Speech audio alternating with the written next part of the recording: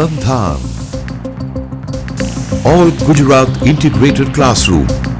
સેટેલાઇટના માધ્યમથી જોડતી કડી એટલે સંધાન. Hello young friends, good morning and a warm welcome to this new edition of BISEC lecture. I'm Jagdish Anerao and I would like to talk about the regular parts of a business letter. As you know, this topic happens in the CC subject of SEM 1 or 2 of BCom. Now, as you know, letters play a very vital role in our day-to-day business. In business in particular, letter plays a very significant role. All of us know what important role the letter play in the business communication. So instead of going to talk about the significance, I would better concentrate on the topic which is the regular parts of a business letter. So friends, when you think of the regular parts, it means that it is a kind of compulsory unit, a inevitable thing in any business letter. So first let us go to the idea what is the structure, because the regular parts are a part of the structure of a letter. So when you think of the structure, it is very clear that structure follows some system. For example, we are building a residential colony and even a single building, then we must have the structure first. Based on that only you can proceed. If you do not follow the system of any structure, then it collapses. Again, for example, I would like to make a table for me, then the carpenter would make the things properly, set the things properly, and he cannot put the legs above the desk part. He cannot put the legs of the chair in the sides. The legs always come to the bottom. So that is called a structure. Similarly, when we think of the business letter, friends, we must take care that a standard structure is always there. So first and foremost thing about when we think of the regular parts, we must bear in mind, friends, that it is the part of the structure of a letter. Without structure, you cannot go ahead in a particular system. If there is no system, then there is no question of any structure, friends. So care must be taken to follow that structure of a business letter. For example, we think of our body and we always expect the body to be complete in every respect. For example, there is something wrong with me and I have headache or pain in the stomach, then I may not be feeling comfortable. So my gestures would always reflect my pains, and in that sense I disturb my structure. So care must be taken that structure is properly maintained, it is properly set when we write any business letter. Another important thing, friends, is when we write a letter, not a single part of the structure, that is regular parts, must be missed. So take care and always remember that a letter missing the regular parts often loses the legal validity. I have got a car, for example, friends, and one of the tires is missing, then there is no use of the car. Similarly, there are regular parts of a business letter, and we must have all these parts in any single business letter. If we miss any of the regular parts in any letter, then automatically it loses its validity. So take care, friends, that you follow the structure and you make it sure that you have all the regular parts in every business letter. So that is the structure, and without structure you cannot proceed any letter. So friends, I repeatedly tell you that the structure of a letter must be followed, and when we think of the structure, then we think about the parts of a business letter. In the next slide, friends, I would like to talk about what makes the structure of a letter. You can see, friends, in the slide that The structure of a letter is comprising of two major parts. First is the regular parts, about which I am going to talk again, and the next is the occasional parts. As the name itself suggests, the regular parts, they should be there in any business letter. But the next part is occasional parts. So as the name suggests, we can use, or we should use rather, friends, the occasional parts whenever they are necessary. So let us make the things clear again. In the next slide, you can see what the regular parts of a business letter are. They are inevitable parts, means in any business letters, these parts must occur. If you start writing a letter, then you must follow the structure in terms of the regular parts. If you miss any of the parts, the letter automatically loses its validity. So friends, take care that they are inevitable. They are essential parts also. So another name for the regular parts is essential parts. As the name suggests again, they are essential and you cannot just omit any of the regular parts. As against that, we have got the occasional parts. As I told you earlier, we should use the regular essential part, occasional parts when they are necessary. If it is winter, for example, you wear woolen clothes. You keep the woolen clothes in your possession, but in the hot summer, you cannot use the woolen clothes. But if you are moving to the American or European countries, even in summer, and for example, it is Canada, it is far north, then you will have to use your woolen clothes. But when you are in Ahmedabad, for example, or Gujarat, or maybe Patan or Ambaji, then in May or June, you will never use your woolen clothes. The question is why? And answer is very simple. You use your woolen clothes whenever they are necessary. Otherwise, you will never touch these clothes. Similarly, the occasional parts of the letter are those parts which should be used only when they are necessary. If they are not required in any business letter, then we must better omit them. And as you know, I have mentioned some of the examples of the occasional parts. For example, CC notation. It means you send the copies of any letter to more than one parties, then you must mention them that this letter has been also sent to these many people, these many firms. Next is the reference or reference number.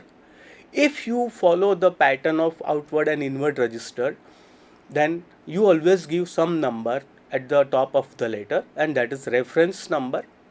One more important occasional parts is enclosure.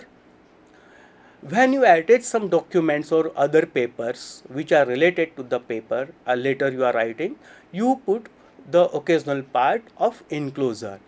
It means that when there is no enclosure, you must not mention the occasional part, or you must not write the occasional part of enclosure.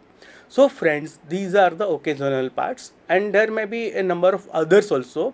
I have mentioned just for your reference that these are the occasional parts, and they are in sharp contrast with the regular parts, which are inevitable, whereas you can go voluntarily when it comes to occasional parts. Means when the necessity is there, you should use the occasional parts only. Now friends, let us go to the regular parts, which is our prime focus in today's lecture. And you can see in the slide the number of regular parts. They are generally 7 in number, but it is not exclusive. You may have 8 also. Some friends also add reference in this regular parts. But generally speaking, friends, and when we think of the regular parts, generally we must bear in mind that they are 7 in number. And you can see on your TV screen, these are the regular parts which are essential and inevitable. I may read out for you the regular parts of a business letter. Friends, you may be asked to write a short note maybe on any one or two of them. There may be some MCQ type questions, there may be a one liner question, and so you must take care that you prepare each of them thoroughly and answer your questions in the examinations with full confidence. They are the 7 regular parts. The first is heading. It is also called the headline also. I mean, it is heading or title. Next is the date. The third is the inside address. The fourth one is salutation. Take care of the spelling, friends. Fifth is the body. Again, you must take care of the spelling in item number 6, which is the complementary clause, and it is often very confusing for many of us. You may misspell it, though the spelling may be correct. So take care of the regular part of complementary clause in terms of the spelling, and the last one is the signature.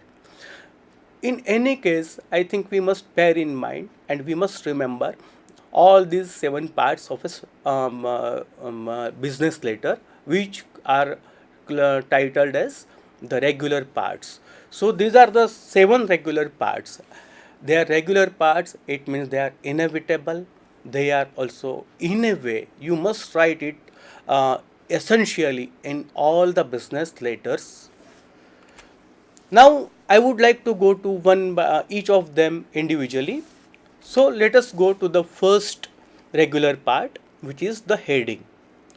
It is very important.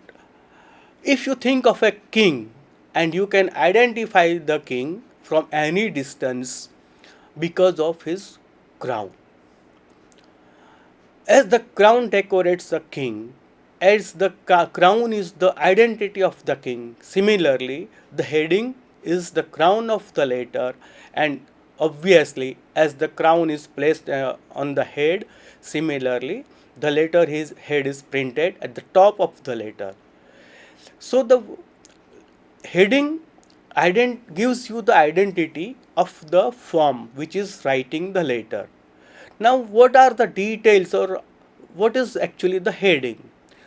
You can see in your slide, friends, the heading contains the name and address of and other means of communication of the firm which is writing the letter. It means that not only name is important, not only the name would suffice, you will have to give full details of your address and other means of communications. Friends, as we know that we are using multiple kind of means of communication today which were not in use maybe 10 years back. You use your emails frequently. Many of us might have discontinued writing letters in the physical form. Generally, we go for the type of communication, that is emails and others. We frequently use WhatsApp and messaging also. But in that case, the letter occupies a very important role. For example, I am sending some details through my WhatsApp. Then again, there are some technical hazards. There are the questions regarding its validity or propriety. So when it comes to the letter in the physical form, we are bound to give all the details when we start writing a letter. Generally, they are printed. Generally, they are decorative. Generally, they should be colorful. And friends, as I can show you in the slide, you can also notice the important part, which is the last one. It should be decent and it should be decorative. It must be set in the proper fonts. Most generally, the fonts of the letterhead are bigger than the one you are writing in the body. So it must catch your attention. It must catch your prime attention, and it must reflect the quality of your form, and it gives a kind of identity to you. Very often it is called not only the crown, but it is a kind of ambassador, because the way you present yourself in the headline, it automatically tells about the firm, about the worth of the firm also. If it is written in a simple, in a rather single color, then it may not produce a good impact. So friends, take care that you present your letterhead in most decent and decorative manner. But take care that you also mention your other means of communication, which may include your mobile number, which may also include your email ID. You may also have your website, then you must mention all these details. All these details are the other means of communication and which were generally not in practice some 10 years back. But today, what we do is generally we go for the emails and we generally opt for the websites. So, friends, do it without fail. When you write the letterhead in specimen also for in your examination, you must give the details of other means of communication which are generally the part of a business letter.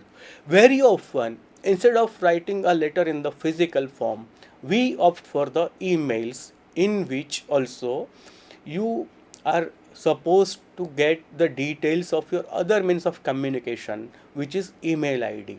So if I would like to opt for the e-contents or e-communication, then my email ID plays a vital role.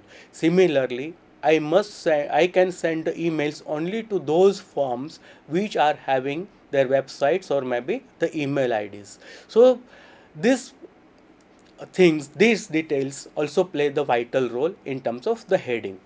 Now next, friends, I have given you the example, a very simple kind of specimen. It is a kind of conventional specimen because for the lack of the space I have only mentioned the basic details which you must mention in any business letter.